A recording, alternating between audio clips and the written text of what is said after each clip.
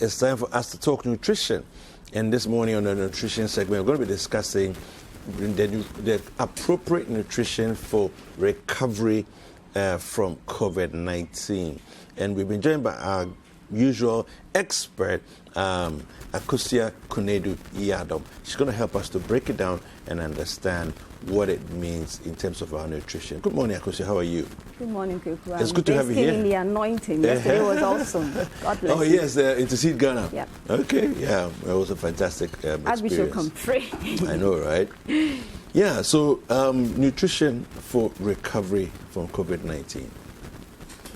Okay, so nutrition is critical for everybody, and we know that nutrition is one of the focus as far as the to-dos from the World Health Organization and the Ghana Health Service are concerned. So it is very critical because we are all eating. I am not in isolation and eating. The person in isolation would also need nutrition.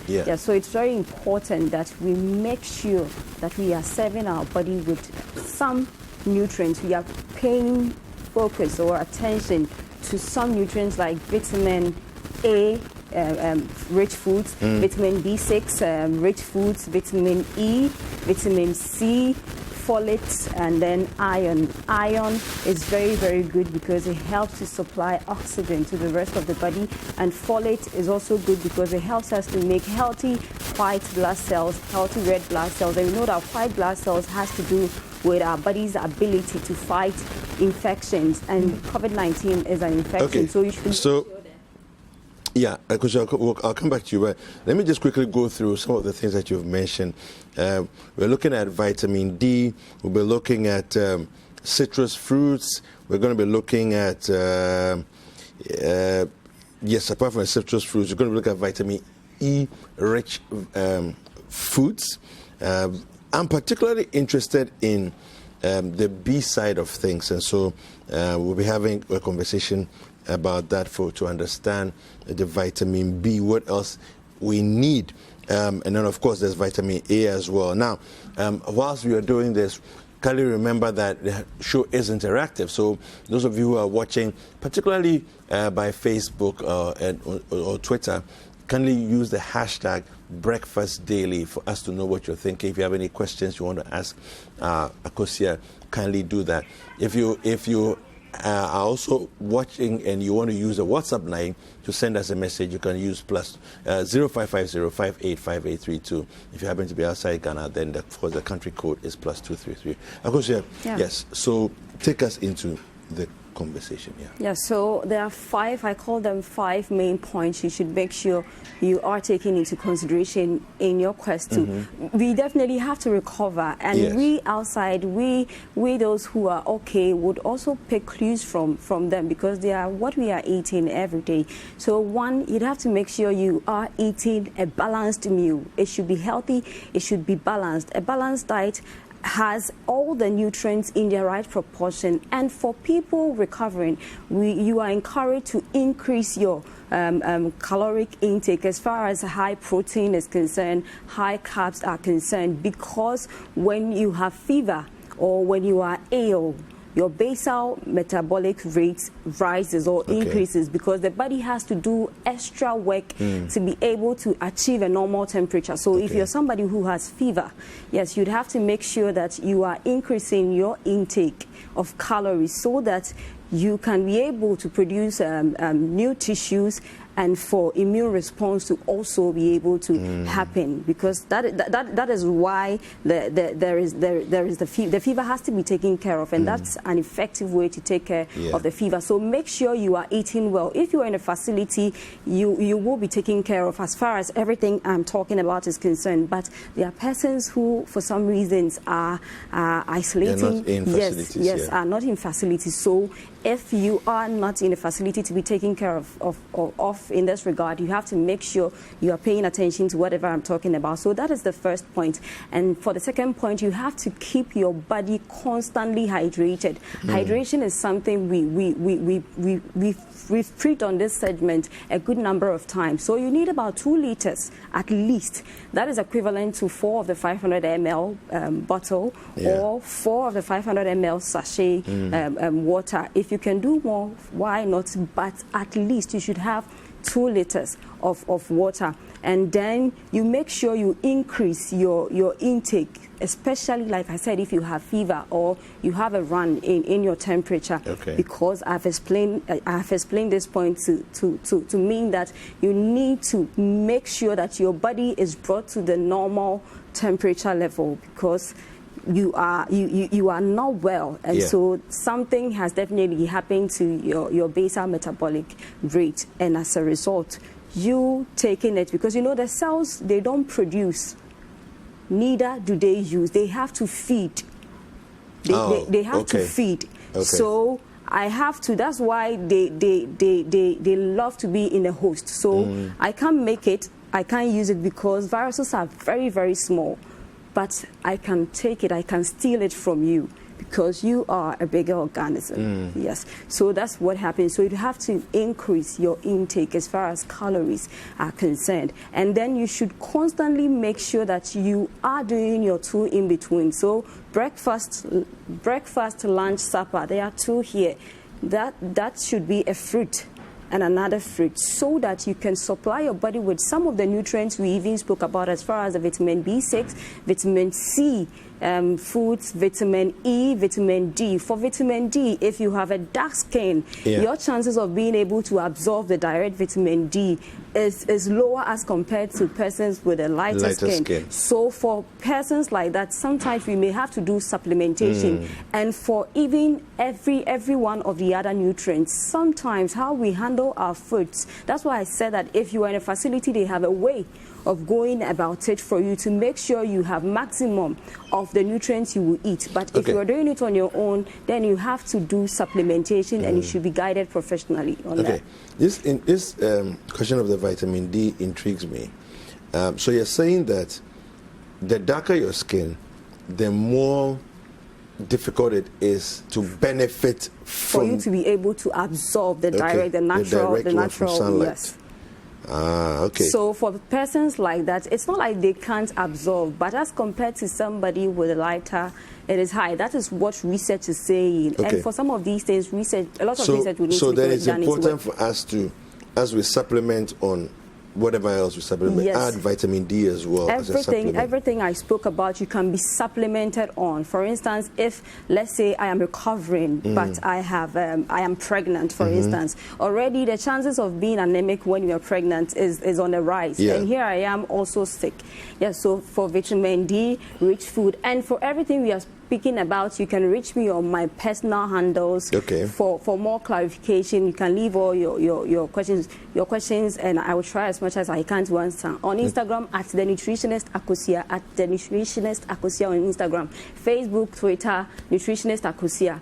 So for vitamin D rich foods, we have cereals, we have oatmeal, we have milk, we have cod liver oil. That is a classical example of a supplement. And then we have mushrooms, oysters, egg yolk.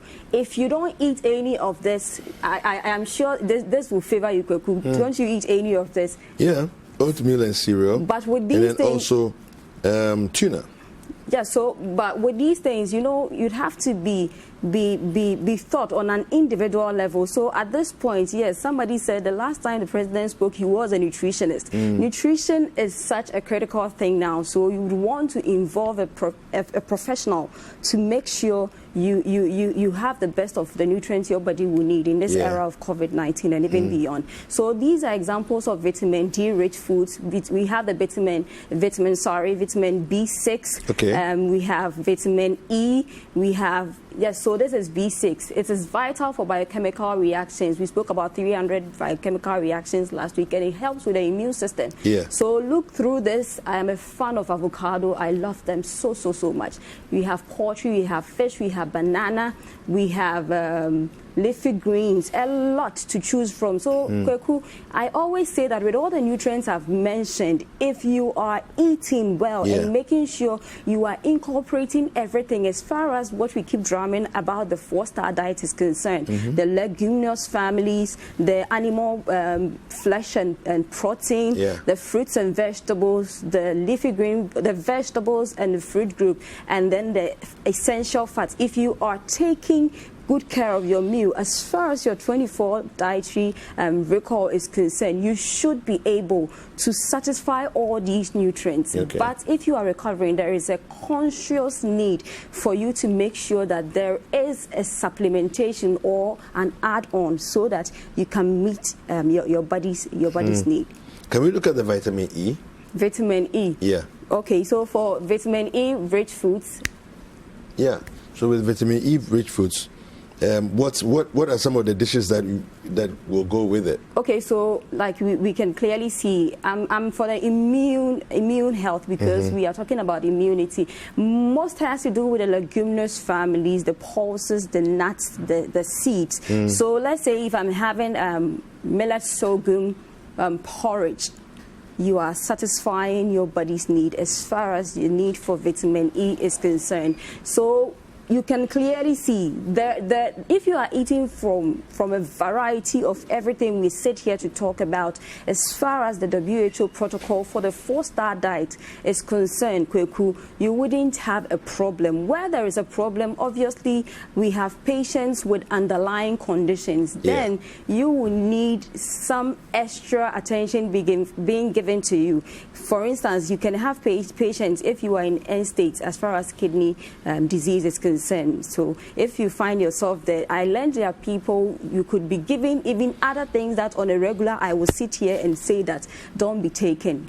So based on your body's needs, this is general information here, but if you should consult on a private level, then we can delve deep into your condition and how best we can help you. But whatever we are sharing here is for everyone to benefit from and for us to also pick clues from. So the fifth point would have to do with the warm water therapy. It's something a lot of people are doing. So if you have iron fruit or galbanum fruit powder, what we call precursor powder, you can use it. If you have peppercorns globes, okay, so an example, I don't want the the cloves. What we call a strawberry or that. Yes. Ginger, very good because it helps with inflammation, and we are using warm water because warm water will aid as far as digestion is concerned, and it eases nasal congestion. How do you explain to us, how do you make use of this? Okay, so you get a glass of warm water, not hot water, and then you squeeze one lime or lemon into it, and then you take, let's say, 1/3 to half teaspoon of the ginger powder. If you want to use the precursor powder too, you can take 1/3. It has a very strong fragrance, and so you don't want to really do it much, or it becomes very difficult for you to enjoy. So based on what you have available to you, there are people who also boil one of this precursor, and then whatever they get is their warm water. Once water is involved, you have some amount of nutrients from the precursor and the other nutrients too. So there are people who are now doing it every day. They wake up and it's something they take just to help to wake the body up, because in as much as it is helping you to boost on your immunity, it's also helping you to take care of any inflammation. If you have flu, I started experiencing flu and I was so anxious because I work in a hospital, so I was scared. We all have felt one or two of everything that has to do with this COVID, even anxiety alone. I was sick. I was taken to where I didn't want to go. It's like I'm scared they would test me because I handle patients. So if you have a flu and you are not exhibiting everything that has been said as far as you being sure that you have this is concerned, this is something we can all do as a morning ritual until we bid COVID bye-bye. So finally, just quickly touch on vitamin C.